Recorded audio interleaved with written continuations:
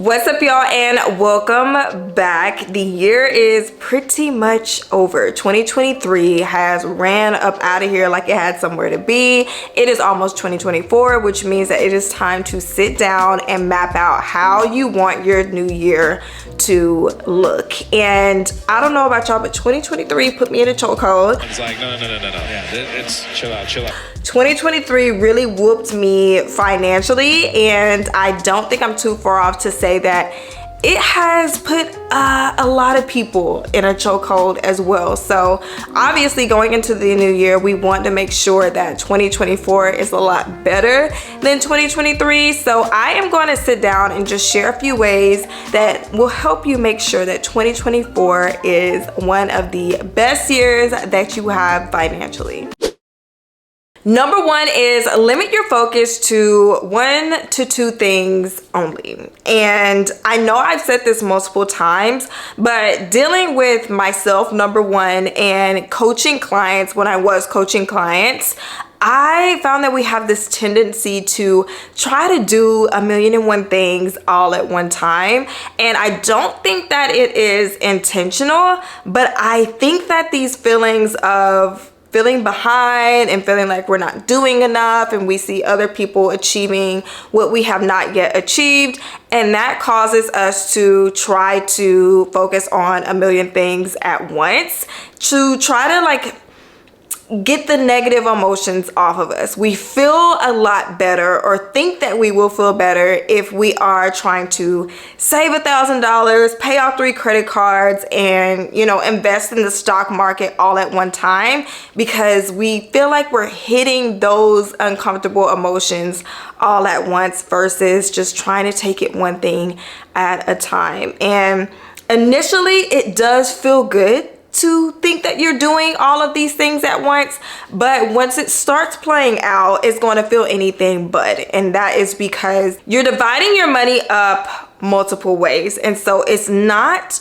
going to look like you're making a lot of progress because it is not concentrated enough. Whereas if you were just trying to focus on paying off 1 credit card, so you put all of your extra funds towards that 1 credit card, you're gonna see the needle moving a lot faster. And not only will you see that you're making progress a lot faster, it also teaches you that it is okay to take things, 1 step at a time. It is all a process. And maybe you have one thing that you focus on for the first half of the year. So your first 6 months is dedicated to this one specific thing. And then the second 6 months of the year is dedicated to your secondary goal. Or maybe you just have 1 goal for the entire year. That will work as well. Just imagine what you could accomplish if you just focus on 1 main goal for the entire year.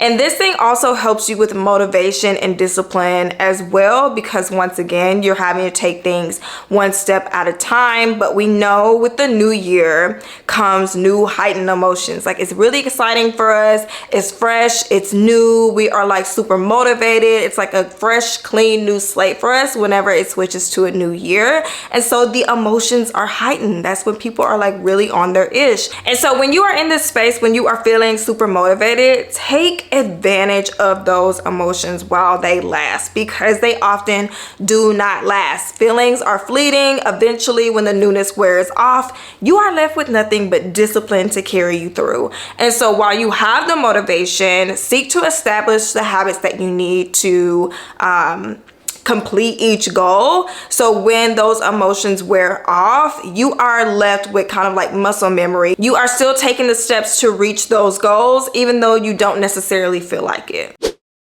Number 2, tap into your skills. So I remember saying, when I first started my YouTube channel, please do not go back and watch those old videos, but I remember saying that 1 source of income was not enough, but I still believe that you could get by and do okay with 1 source of income. Now,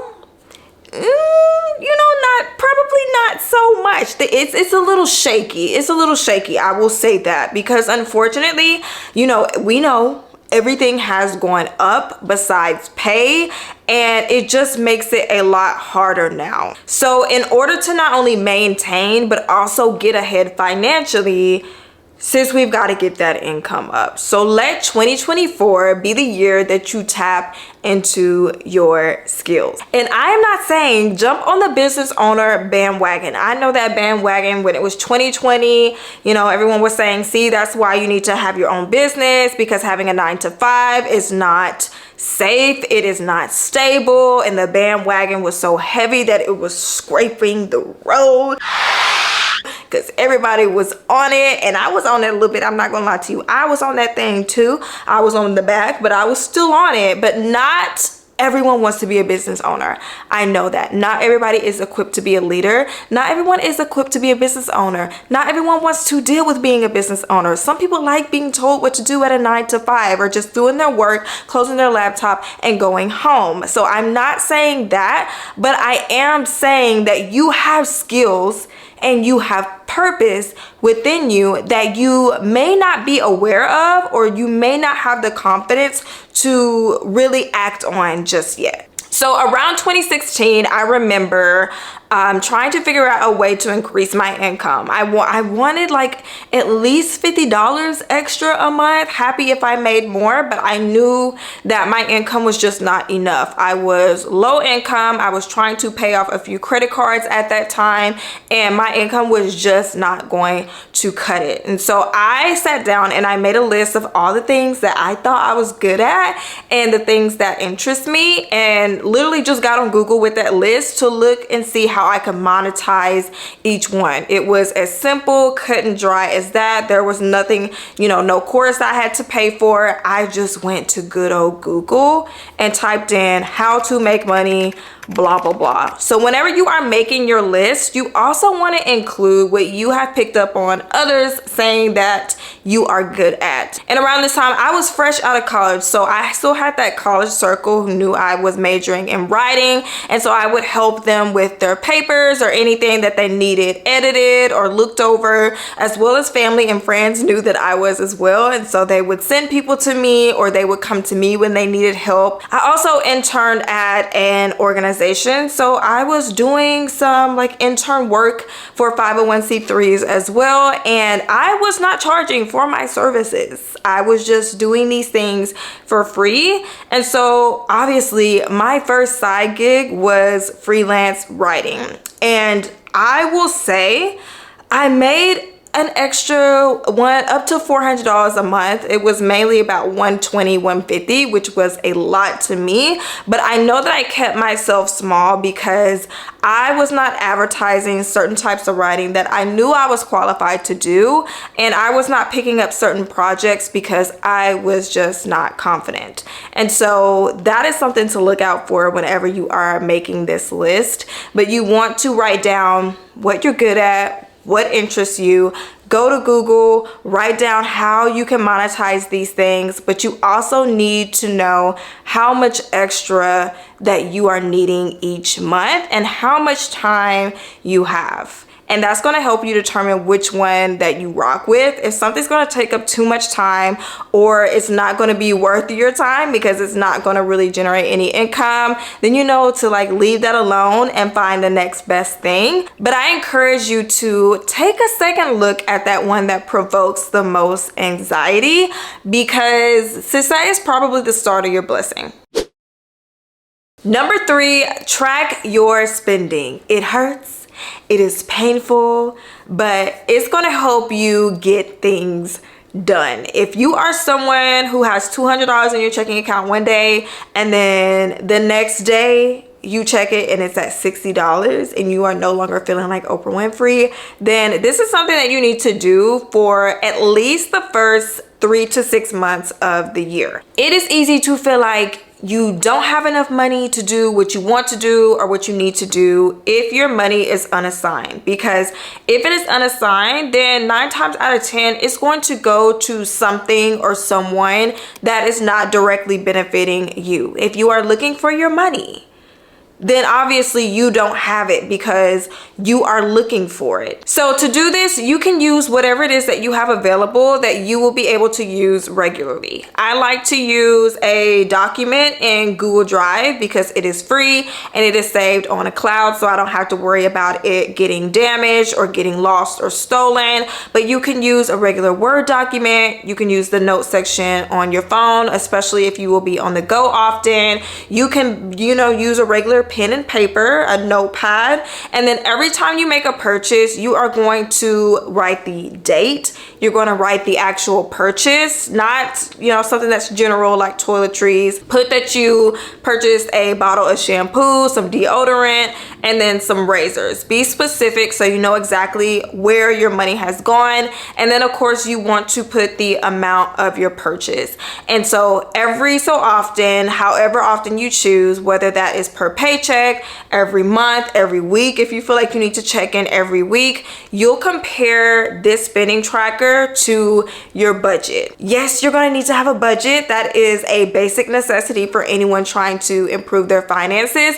But this is for research purposes. And this way you'll be able to identify any money leaks. So if you see a certain transaction that is happening often, it is not an essential. That is going to show you what your weak area is. And so you will be able to determine, what the best route is for you to reel that back in and establish some discipline over that. And it's also going to help you see if your budget is realistic or unrealistic when it comes to your essentials. If you're new to budgeting, add in your bills too, because there may be things that you don't even realize that you're paying for. So anytime you pay a bill, whether it's your electric bill or your auto loan, write it down too, and then be sure to compare the amounts that you're spending to the amounts that are in your budget. So you will gather everything that you need, compare the amounts, and then adjust if needed. And please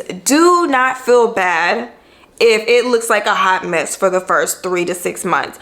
Sometimes it happens faster. Sometimes it takes people a little longer. But my budget and what I was doing was a hot mess for a very, very long time. But soon as you stay on it, don't run from it. Don't run from the uncomfortable emotions, but stay on it. Continue to track your spending. Continue to implement new strategies to help you stay within your budget.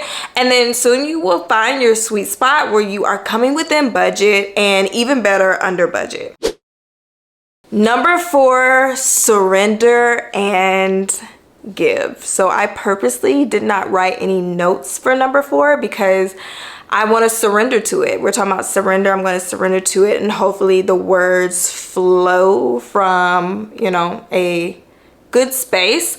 But if it's one thing 2023 has taught me is that we don't have full control over everything. The only thing we have full control over is our reaction to what happens to us in life. So even though you may have your year mapped out and planned in regards to what you want it to look like, what you want it to feel like, what you want to accomplish, just know that 9 times out of 10, it's probably not going to go according to plan. You may go in there with 2-3 goals and you may have only accomplished 1 at the end of the year, but surrender to it and know that it is okay. Any detours that you have, any obstacles that come in your way as you're working towards what it is that you want to accomplish, especially finances, just know that it is okay to surrender to things, especially when it comes to money. Just know that it is okay to surrender to it. And surrendering is you not throwing up your hands and completely giving up. Surrendering is just saying, hey, this has happened, accepting that it has happened, and coming up with a new strategy. Not completely giving up the goal, but just trying to take on a new perspective and find a new way to get to that vision that you have in your mind. And that is one thing that I have literally had to do to all year because I moved into my first home and the process did not go the way that I thought it was going to go. I thought I was gonna have time to like breathe and get settled in, but that is not what has happened. And looking back on it, like I really didn't think I was gonna have enough to like pay for my mortgage, and you know, I got a car as well. But I surrendered to everything. Even though I wanted to control everything, I wanted everything to be in my control, human nature. Once I surrendered to it, I was able to look at it from a new lens, and just figure out a way to continue going on. And it's almost been a year and I'm still in the home. I've had enough to, you know, pay off credit cards and a student loan, and I've had enough to accomplish goals and get settled into a home at the same time. And I know that if I had not surrendered, I would have stayed in a place of anger and resentment, and I wouldn't have been able to find the opportunity in things. So if things kind of get off track next year, expect it. Be okay with it, accept it, and carry on with life, sis. And same thing for giving. I know that there's probably some articles or something where I read that millionaires found that they had more success whenever they gave. And I feel like we are here to give. We are here to be, you know, of service. So if you are someone who believes in tithing, you know, you could start tithing $2 to $5. Just give out what you want to receive. I heard this before too, like what you give, you get to keep. So you want to make sure that you are giving out good, positive energy, and you are, you know, putting your money towards things that you want to see change in this world or in your life or, you know, in your family. So be sure to give, because I promise you, the more that you give, the more you get back. And it may not come back to you in the form of money, but it will come back to you in the form of clarity, in the form of peace, and the way that giving makes you feel. It just helps you take on a new perspective of positivity and peace, and you definitely need that to get to the finish line of whatever it is that you're trying to accomplish. So I really do pray that you guys have an amazing 2024. Let me know down below what your financial goals are for next year and how you plan to accomplish those goals, and I will catch you guys in the next one.